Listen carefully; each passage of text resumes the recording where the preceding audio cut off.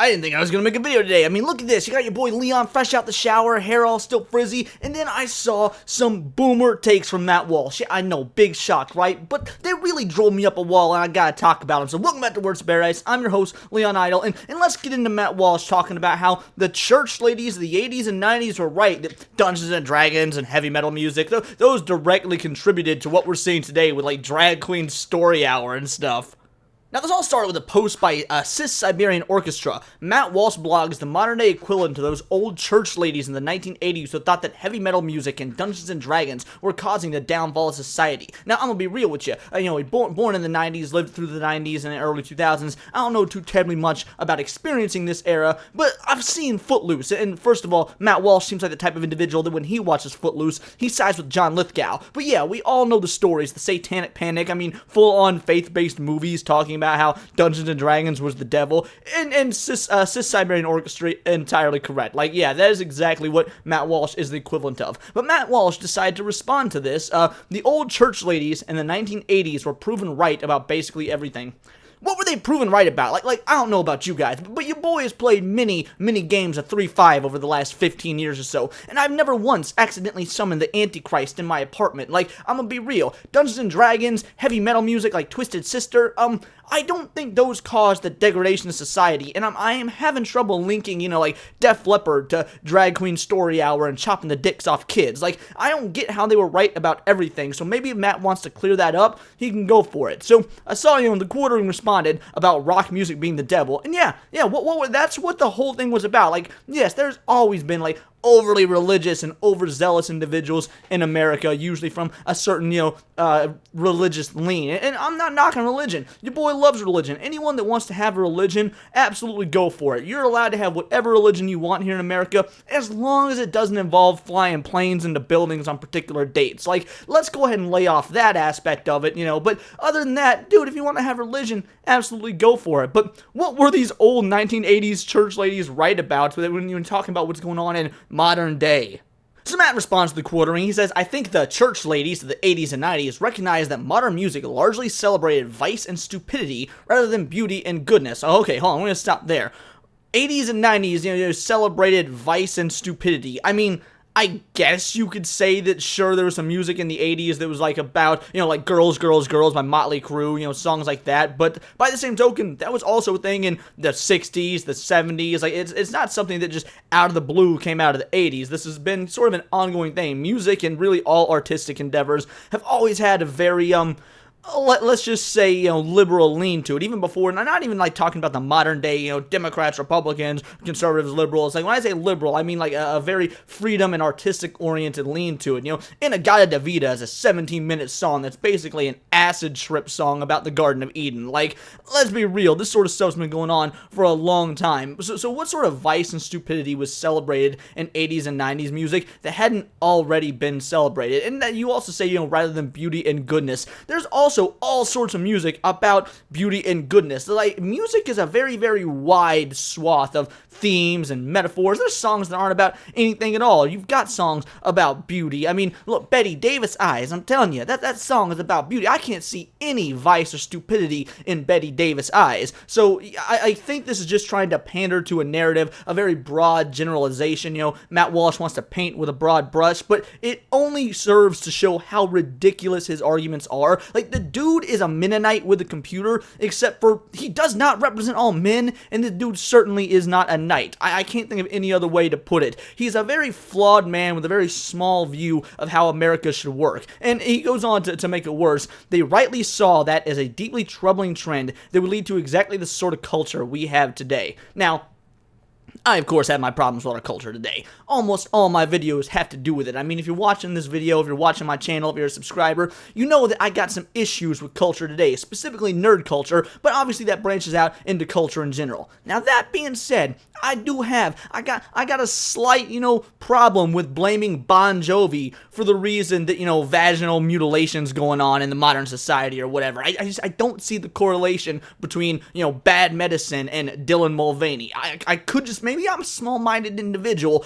but if Matt is able to draw those parallels, I'd like him to give me one of those, those little police graphs, where you're connecting the evidence, because I just don't see it. In other words, if you're disgusted by a song like WAP or whatever, okay, first of all, WAP got nothing to do with rock music being the devil, but if you're disgusted by a song like WAP or whatever, you have to recognize there's a direct line that connecting that song to the sort of stuff that was popular a few decades ago. It didn't come out of nowhere. Look, man, Billie Jean by Michael Jackson. Yes, that song is about him, the kid is not my son. It's about a one-night stand and whatnot.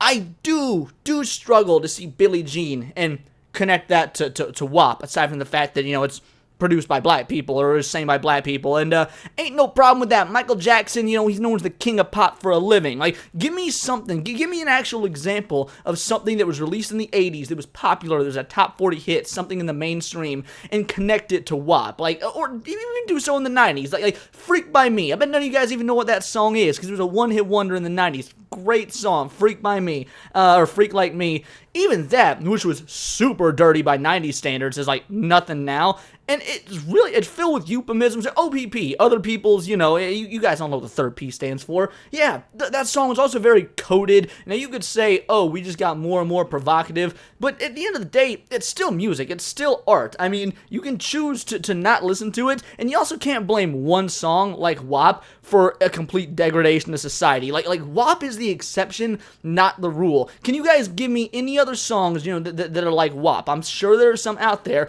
but in general, list any other song that's as evocative and as dirty and as filthy as WAP that's actually in the public mainstream and the public consciousness. Don't send me some like, oh, it didn't even chart, but it was made by Beyonce in, 2019. Like, no one cares about that. Your average individual ain't gonna know about that, and WAP, again, being the exception. You don't see Ed Sheeran saying the same sort of stuff that you're hearing in WAP. Like, let's not pretend that this is just completely all over. It is all over the place, but it's not all over the place in the way that Matt Walsh is saying. Like, he's making it seem like these 80s and 90s church ladies knew that every single song by every single artist was going to contribute to what we're seeing now. When in all reality, look, artists are going to do their own art. If you don't like it, that's fine. You don't have to consume it. I, for one, am not into compelling individuals to release the sort of art that I find acceptable. I would just choose not to listen to it, not to pay for it, not to have any sort of connection to it. And if you're a parent, you can choose whether or not to let your kids do it, or let your kids buy it on iTunes or whatnot.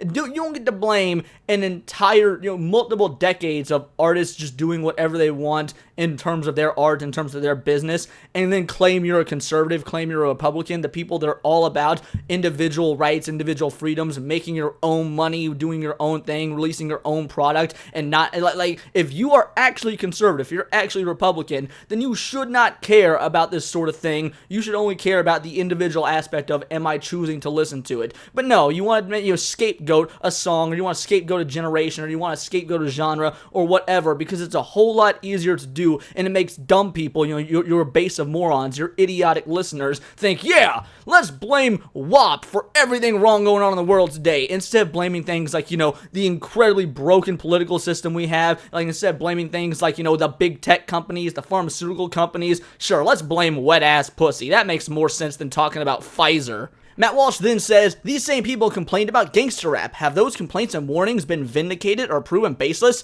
Yeah, I think they have. Gangster rap, like most music, was a small genre within a larger genre that largely died out. You don't see any gangster rap songs in the top 40, and you haven't in about 25 years or so. Yeah, they were proven baseless. Is there still gang violence? Absolutely. But there was also gang violence well before gangster rap. Like I don't know if you guys remember. You're all pretty young. You probably don't remember. What was it? The Roaring 20s? That's right, the Roaring 20s. All these genre movies, like, Gangster Squad and whatnot, that take place during the 1920s. That was a whole lot of gang violence, prohibition and whatnot. There was so much gang violence in the prohibition area, organized crime. They weren't doing gangster rap songs, yet our society was full of gangsters that, would just go into banks wearing masks, shoot them up, and as long as they got out of there before the cops came, they were pretty much home free. I mean, dude, I went to school with the girl who John Dillinger pulled a gun on her like grandfather or great grandfather or whatever and actually lived to tell the tale, which is pretty insane. Like the point is,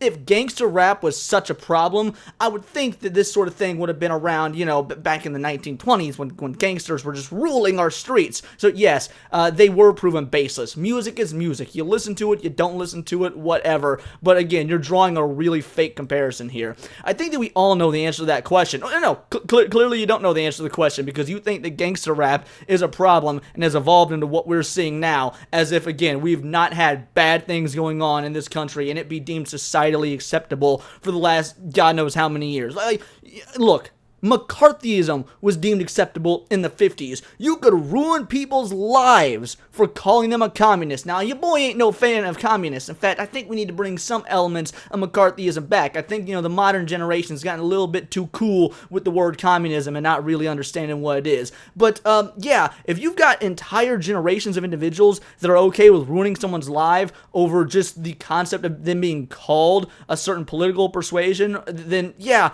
that is a problem. And you didn't see, you know, there wasn't music on the airwaves that was celebrating pro-com. No, that was just people, being evil, being just looking for any version or any way to ruin individuals' lives or to get their ideology across. And don't get me wrong, I don't want a communist ideology in this country. I think it's good that we try to put the kibosh on that. But the way we went about doing it, let's be real, we didn't go about it a very fair and free way. So yeah, I think that when you're talking about how vindicated, proven baseless, I think we all know the answer to that. What you're asking for is that, opposition be quelled by any means necessary when you don't agree with it, regardless of when it tramples on other people's freedoms or not. And I thought, once again, as a conservative, that your biggest thing was about freedom. But no. Your biggest thing is making sure everybody ideologically agrees with you and probably agrees with you in a religious manner as well. Which is why it's funny to me that we still make fun of people who saw all this coming decades ago.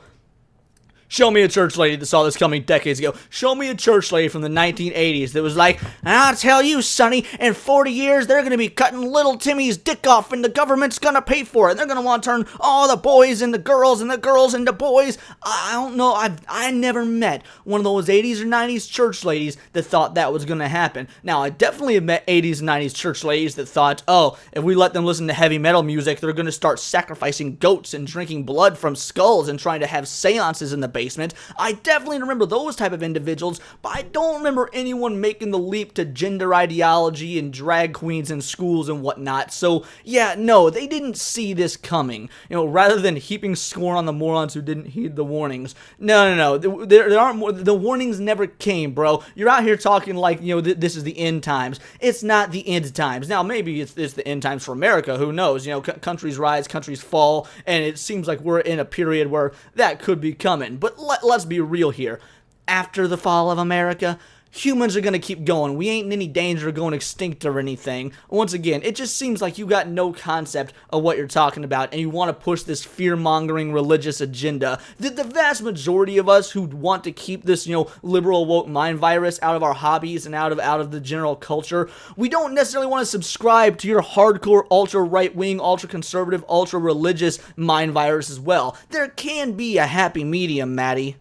It's just mind-blowing to me, because you know what your boy is doing next week? I'm going to a Death Clock concert. A heavy metal concert. Death Clock and Baby Metal. It's going to be awesome. And no matter how many videos that I make about, gender ideology in school is bad. Hey, keep this stuff out of nerd culture. Hey, you're influencing the children and that's not good. No matter how much I talk about how I technically agree with Matt Walsh, I think that a lot of this stuff is a problem. But no.